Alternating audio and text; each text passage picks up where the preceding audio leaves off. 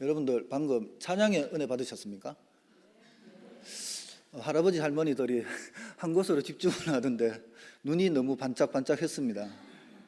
이 시간 말씀 들을 때도 눈이 반짝반짝해서 말씀 들어주시기 바랍니다.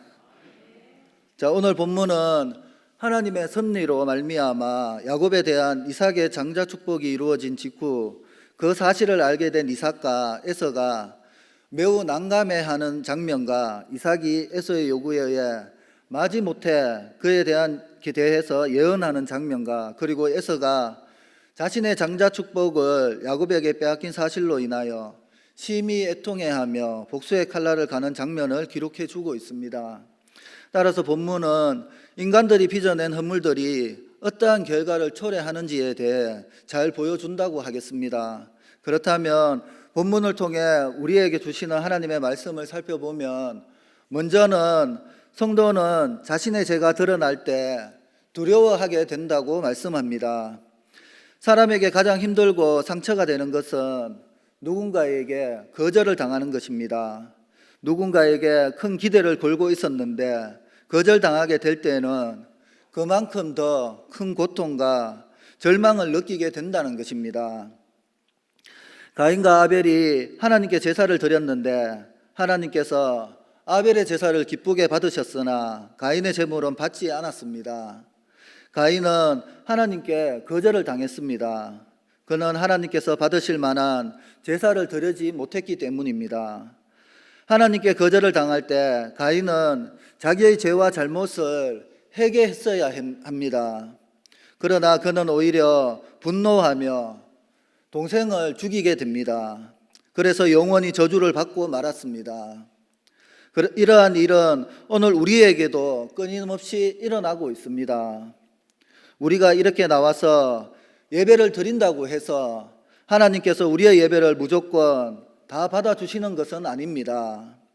우리 중에는 이 시간에 하나님의 은혜를 풍성하게 받으며 하나님께서 이 예배를 받아주시는 것을 확신하고 있는 성도들도 있을 것입니다. 그러나 그렇지 못한 사람도 분명히 있을 수 있습니다. 여러분은 이 시간에 하나님께서 여러분이 드리는 예배를 기쁘게 받으신다고 확신할 수 있습니까? 여러분이 예배 드리는 태도와 마음을 볼 때 과연 하나님께서 기쁘게 받으시겠습니까? 만일 하나님께서 이 시간에 우리의 예배를 거절하신다면 우리는 매우 불행한 사람들이 될 것입니다. 우리가 드리는 예배가 언제나 하나님께서 기쁘시게 받으시는 예배가 되어야 합니다. 우리는 머지않아 모두 하나님의 심판대 앞에 서게 될 것입니다. 그때 과연 하나님께서 나를 기쁘게 받아주시겠는가? 그날에 하나님께 거절당하게 된다면 더 이상 기회도 소망도 없게 될 것입니다. 하나님의 심판대 앞에서 거절당한 사람은 가차없이 지옥으로 던져질 것입니다. 거기서 다른 사람들이 하나님께 영접을 받고 상급을 받는 것을 보면서 영원한 고통을 당하게 될 것입니다. 얼마나 두려운 일인지 모릅니다. 그러므로 우리는 오늘 더욱 믿음으로 살아가야 합니다.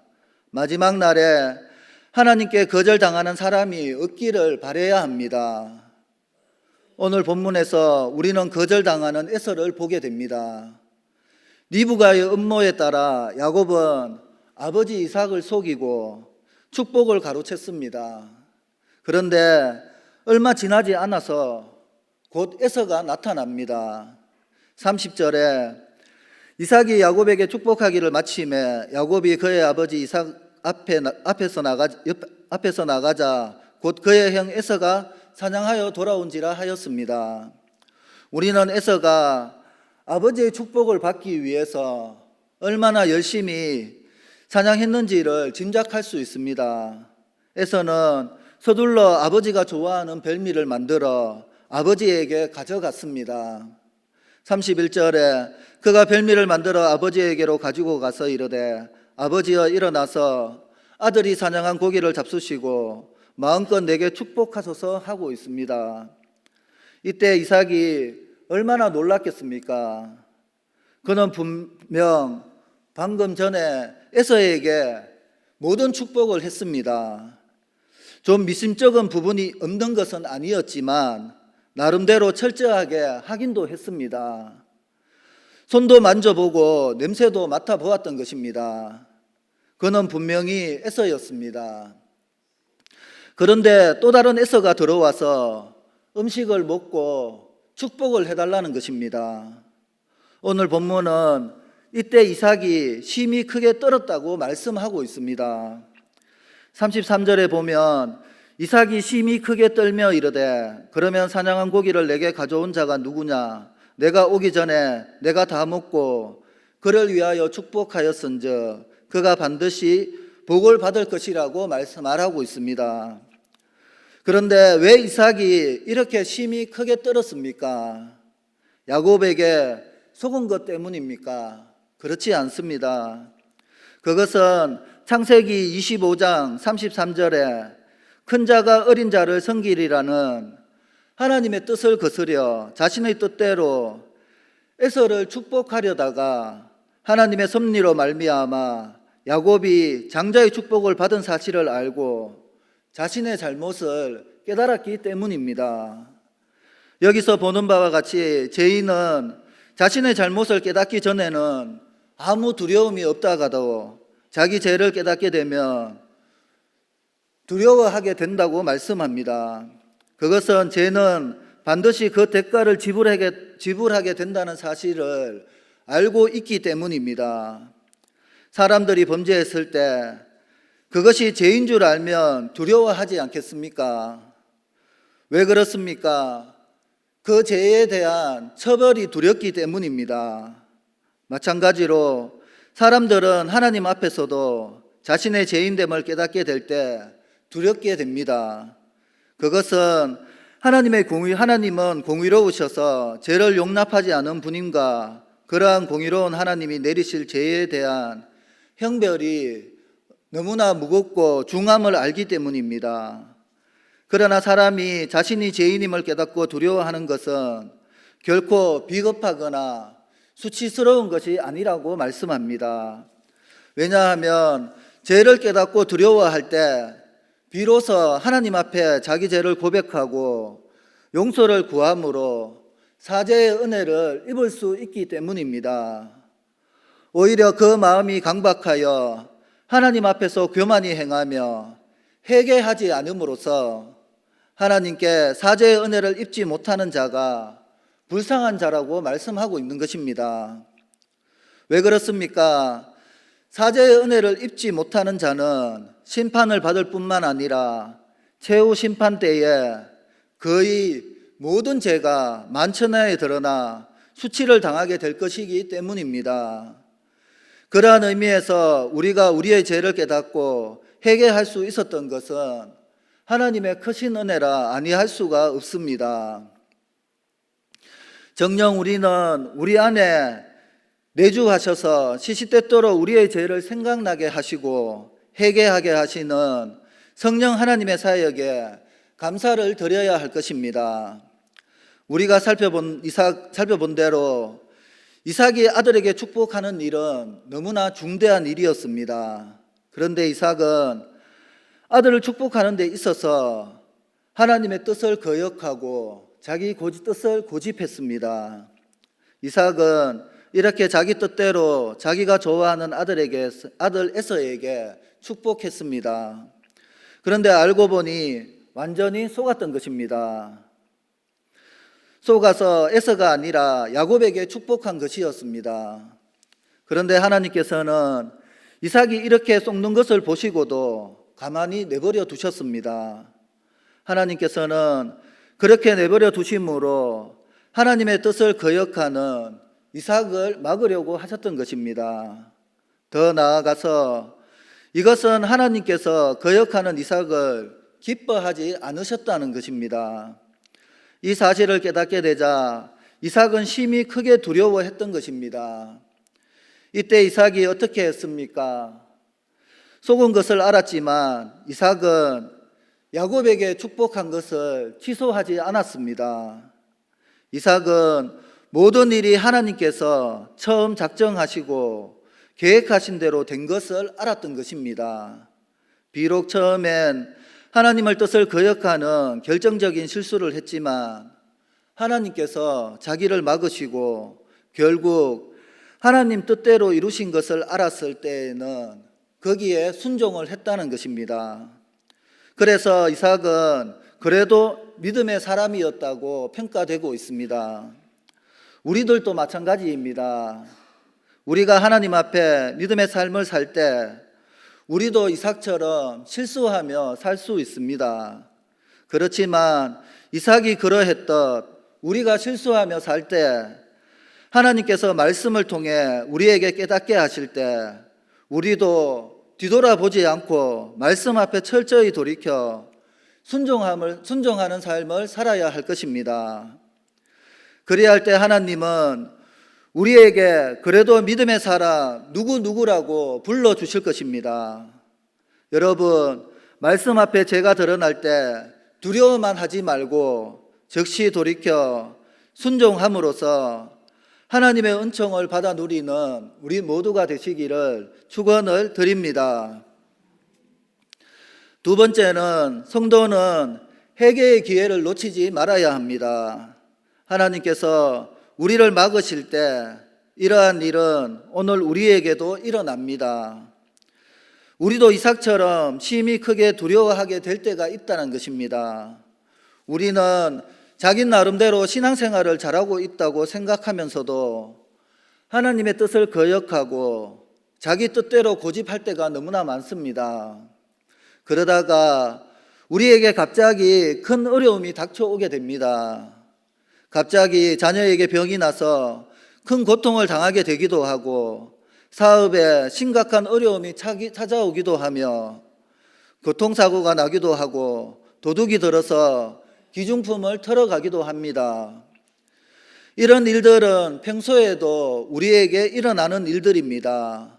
그러나 하나님께 거역하는 중에 이런 일을 당할 때에는 그것이 전혀 다른 의미로 우리에게 다가옵니다. 이러한 일들을 당할 때 우리 자신은 하나님께서 우리에게 경고하시는 것을 분명히 알 수 있습니다. 하나님 앞에 범죄한 것이 생각납니다. 그래서 하나님께서 그것 때문에 치신다는 것을 우리는 분명하게 깨닫게 된다는 것입니다. 다른 사람은 몰라도 자신은 확실히 알고 있다는 것입니다.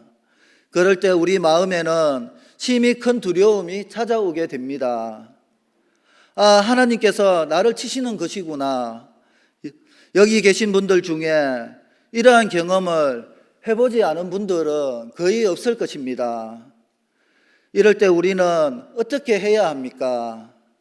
34절에 보면 에서는 야곱이 자신의 축복을 가로챈 사실을 알고 방성대곡하며 아비 이삭을 향해 자신에게도 축복해 줄 것을 요구하였습니다.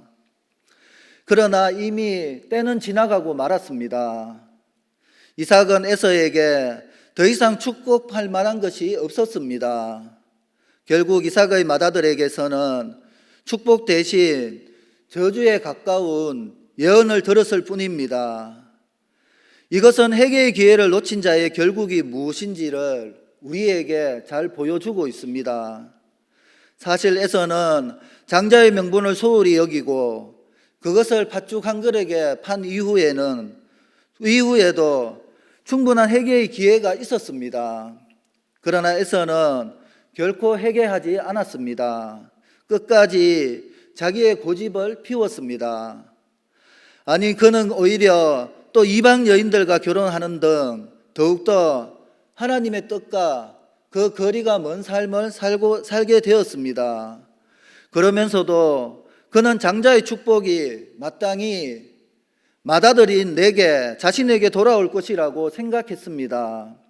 그 결과 그는 하나님께 버림받아 슬피 우는 자가 된 것입니다. 에서의 이러한 형편은 오직 아브라함의 자손이라는 이유 하나만으로 당연히 구원받을 것처럼 생각하고 복과 생명 대신 예수 그리스도를 거부할 뿐만 아니라 자신의 죄를 회개하지 아니하다가 하나님께 버림받아 복음의 주도권마저 이방인들에게 빼앗긴 유대인들의 형편을 보여준다고 하겠습니다. 아무튼 회개의 기회를 놓친 자는 돌이킬 수 없는 파멸의 길을 걷게 될 것입니다. 따라서 우리는 회개의 기회를 선용하여 회개하기에 빨라야 합니다. 그렇다면 여러분들은 과연 어떻습니까? 여러분은 죄에 대하여 회개하기를 속히 하고 있습니까? 그때 우리는 즉시 말씀 앞에 바로 서서 하나님께로 돌이켜야 합니다. 솔로몬은 전도서 7장 14절 상반절에 형통한 날에는 기뻐하고 공고한 날에는 돌아보라고 하였습니다. 하나님께서는 우리가 불순종할 때 공고한 일을 보내사 경고하십니다. 그것은 하나님께서 범죄하고 잘못된 길로 가고 있는 우리를 막으시는 것입니다. 이 경고를 무시하면 하나님의 무서운 징계를 피할 수 없습니다. 하나님께서 우리에게 공고한 일을 주실 때 우리는 두려워하면서 속히 돌이켜 하나님께 순종해야 합니다. 여러분, 혹시 지금 경고를 받고 있지는 않습니까? 두려워하는 마음으로 속히 회개하고 돌이켜 하나님께 순종하시기 바랍니다. 하나님 앞에 나아가 내가 범죄한 것을 고백하고 하나님의 말씀을 붙잡아야 합니다. 더 이상 고집 부리지 말고 하나님의 뜻에 순종해야 합니다. 그렇게 할 때 하나님께서는 우리를 용서해 주시고 회복시켜 주실 것입니다.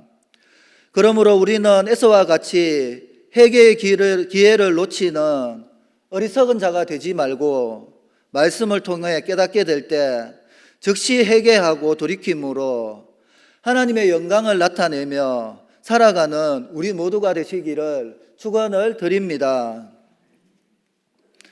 마지막으로 성도는 언약에 신실하신 하나님 안에 있을 때 안전하다고 말씀합니다. 에서는 울면서 회개한 것이 아니라 울면서 자기에게도 복을 달라고 졸랐습니다. 그러자 이삭은 에서에게 이렇게 말했습니다.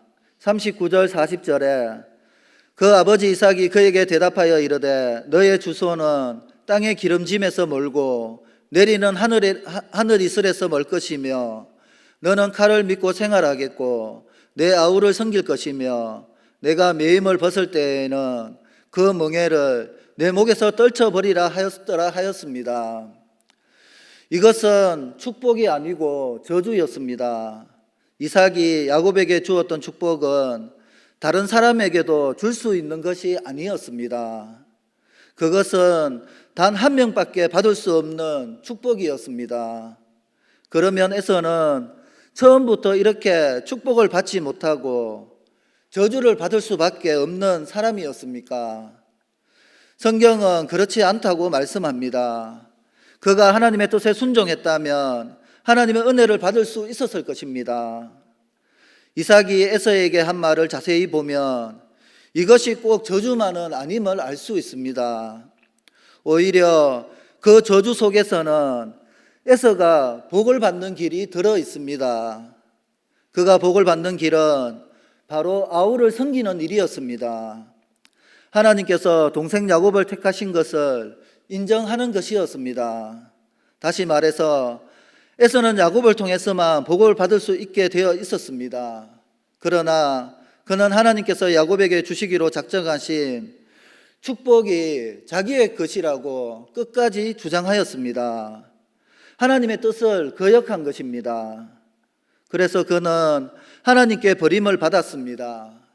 만일 그가 이것을 인정하고 아우를 섬겼더라면 야곱이 받은 축복을 에서도 함께 누릴 수 있었을 것입니다. 이것은 우리가 잘 알고 있는 이스마엘의 경우와 비슷합니다. 아브라함이 사라의 몸종 하갈에서 낳은 이스마엘은 아브라함의 사랑을 듬뿍 받으며 자랐습니다. 그때까지 아브라함에게는 아들이 없었기 때문에 누가 보아도 이스마엘은 아브라함의 상속자였습니다. 그러나 마침내 이삭이 태어나자 이스마엘의 운명은 완전히 달라져 버렸습니다. 아들이 없을 때에는 종에게서 낳은 아들도 상속자가 될 수 있었습니다. 그러나 본처에게서 아들이 태어나면 종에게서 태어난 아들은 아무런 권리도 권한도 가질 수 없는 것입니다. 이삭이 태어났을 때 이스마엘은 이 점이 억울하고 분했을 것입니다. 그래서 이삭을 괴롭혔습니다. 그 결과가 어떻게 되었습니까?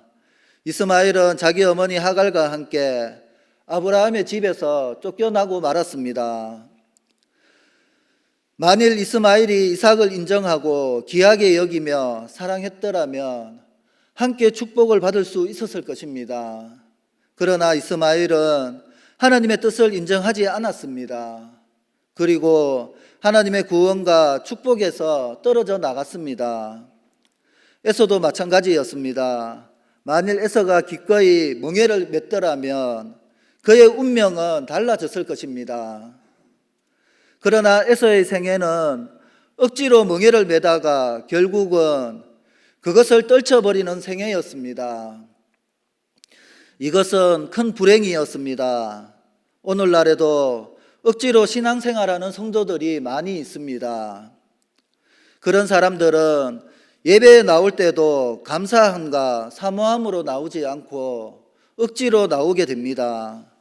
주일에 볼 일이 있을 때에는 절대로 교회로 나오지 않습니다. 피곤할 때도 나오지 않습니다. 아무 일도 없을 때만 억지로 교회에 나온다는 것입니다. 이렇게 억지로 신앙생활 하다가 재미가 없으면 교회를 떠나버리기도 합니다. 멍에를 떨쳐버리는 것입니다. 여러분, 우리가 잘 알고 있는 이스라엘 백성들이 하나님께서 주신 나무 멍에가 힘들다며 거기에서 벗어나려고 참 자유를 얻으려고 우상을 섬깁니다. 그러다가 그것보다 더 무거운 새 멍에를 맨 것과 같다는 것입니다. 그렇게 하면 자유를 얻을 수 있을 것 같지만 그렇지 않습니다. 오히려 멸망의 길로 가는 길일 뿐입니다. 억질로 신앙생활하는 성도가 여기에는 한 사람도 없기를 바랍니다. 기꺼이 감사함으로 겸손한 마음과 뜨거운 열정을 가지고 힘을 다해 주님을 섬기는 성도가 되어야 할 것입니다. 사람은 영리하고 똑똑한 것 같지만 얼마나 어리석고 미련한 존재인지 모릅니다. 사람이 가장 어리석고 미련할 때는 이것이 하나님의 뜻인 줄 알고 자기의 주장을 고집하며 하나님의 뜻을 거역할 때입니다. 겸손하지 않고 교만할 때라고 말씀합니다. 하나님께서는 우리가 하나님의 뜻을 거역하고 불순종할 때 경고하십니다. 갑자기 어려운 일이 생길 때 우리는 그것이 하나님의 경고가 아닌지 깊이 생각해 보아야 합니다. 그리고 두려운 마음으로 속히 하나님께 돌이켜 순종해야 합니다. 그렇지 않고 끝까지 자기의 주장을 고집하며 하나님을 거역하면 우리는 하나님께 거절을 당하고 말 것입니다. 그리고 심판을 받게 될 것입니다.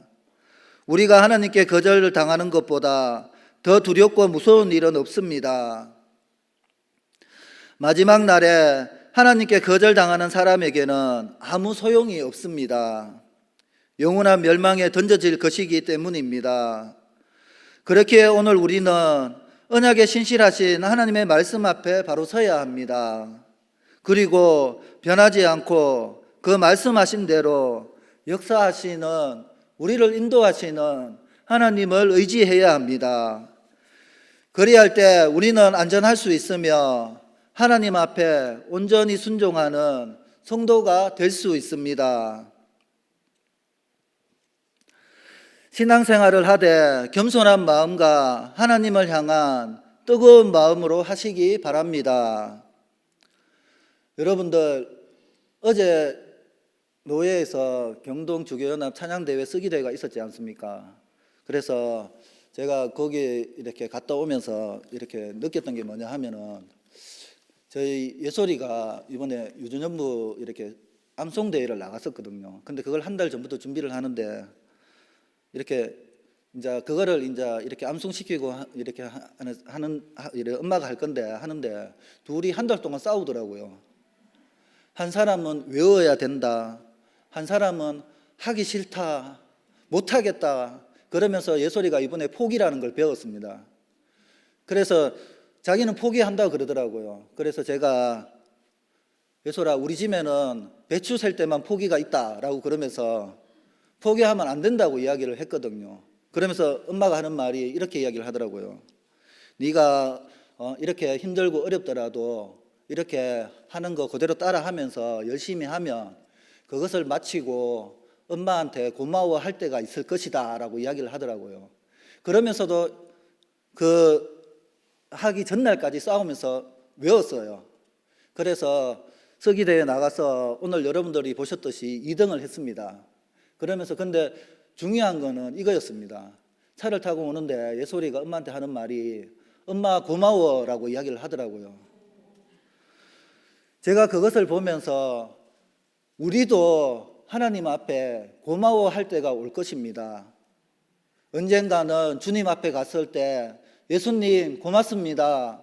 예수님 감사합니다. 예수님 때문에 제가 여기에 왔습니다 할 때가 올 것이라는 것입니다. 오늘 여러분이 순종하며 믿음으로 사는 모든 것을 하나님께서 기쁘게 받아주시고 우리에게 약속하신 그 언약들을 신실하게 이루어 풍성한 축복을 허락해 주실 것이라는 것입니다. 그 언약에 신실하신 하나님과 동행하는 우리 모두가 되시기를 축원을 드립니다. 기도하겠습니다. 하나님 아버지, 은혜를 감사드립니다. 오늘 말씀대로 죄가 드러날 때 두려워하지 말고 즉시 말씀 앞에 엎드려 회개하고 독일키는 자가 되게 하셔서 언약에 신실하신 하나님 안에서 풍성한 축복을 받아 누리는 저희들 되게 도와주시옵소서. 감사드리며 예수님의 이름으로 기도드리옵나이다. 아멘.